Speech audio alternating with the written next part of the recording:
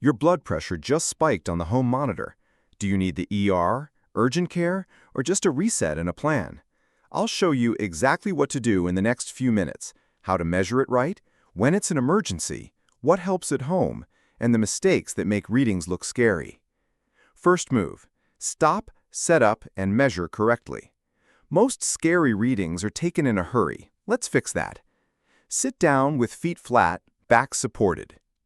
Rest quietly for 5 minutes. No talking, no scrolling. Cuff goes on a bare upper arm at heart level, not over clothes. Empty your bladder if you can.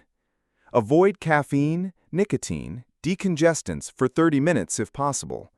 Now take 2 readings, 1 minute apart, on the same arm and write them down. If the first reading is very high, wait 1 to 2 minutes before the second. Use the average. Pro tip: use a validated upper arm device. Wrist devices are convenient but less reliable. Make sure your cuff size fits your arm. A small cuff on a large arm overestimates BP. What the numbers mean, plain and simple.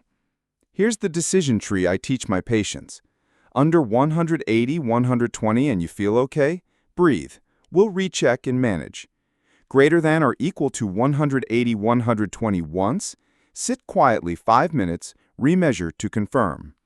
Greater than or equal to 180, 120 twice, and any symptoms like chest pain, severe headache, vision changes, weakness or numbness, confusion, shortness of breath, fainting, or new swelling in pregnancy. Call 911. That can be a hypertensive emergency. Greater than or equal to 180, 120 twice, but you feel okay, it's likely a hypertensive urgency. You still need same-day medical advice, urgent care, ED, or your clinician's instructions, but it's not typically a 911 call if you're asymptomatic. Pregnancy note: in pregnancy, new severe BP or headache or vision changes is urgent. Call your OB or go in. If you're under emergency thresholds, what to do at home? The safe, useful stuff. While you're waiting to recheck, do slow breathing. Inhale 4 seconds, exhale 6 seconds for 2 to 3 minutes. If you have prescribed BP medicine, take it exactly as prescribed. Don't double up unless your clinician told you a rescue plan. Sip water, stay seated, and reduce noise or stimulation. Recheck in 30 minutes. If the average stays greater than or equal to 160 over 100, message or call your clinician today to discuss an adjustment. The biggest BP mistakes that fake a spike. These are the landmines: talking or crossed legs during the reading, measuring over clothing or with a too small cuff, taking it right after climbing stairs, a heated argument, a cigarette or coffee, wrist cuffs held below or above heart level, measuring 3 times back-to-back in a rush.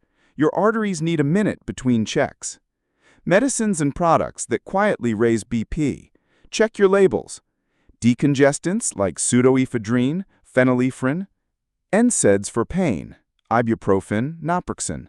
They can bump BP and fluid retention. Some steroids, certain herbal licorice, high-dose caffeine or energy drinks, some stimulants for attention disorders.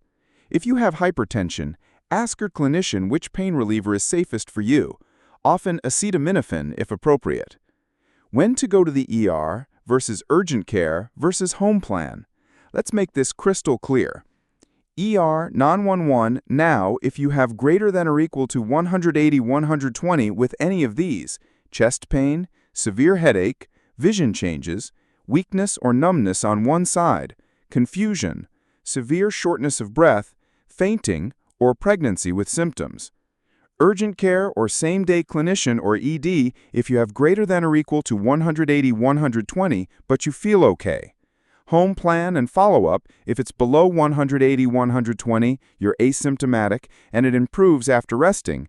Keep a log and contact your clinician if readings remain greater than or equal to 160 over 100 after 30 to 60 minutes, or stay elevated over days. White coat, masked, and spiky BP. What it means. Some people run high only at the doctor, white coat. Others run high only at home, masked.